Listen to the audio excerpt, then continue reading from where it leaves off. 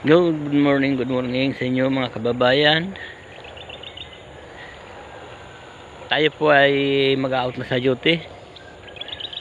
Ito po ang aking dadaanan na naman. Tayo po ay dadaan sa masukal na daanan. Mag-shortcut na lang po tayo kasi wala pa masahe na po. Nang buwan na hindi kami pinapasahod ng aming agency. Kaya wala maski pamasahe, wala na. Kaya ngayon naglalakad na naman ako. Lakad dito.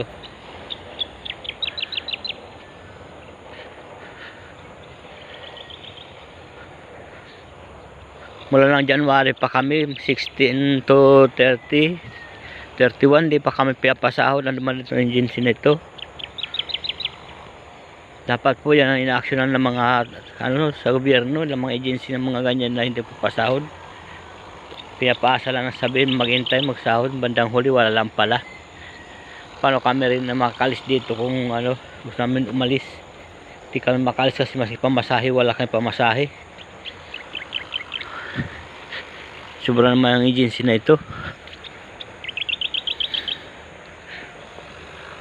Hindi ito ikabubuhay, ikamamatay po ito ng mga may pamilya.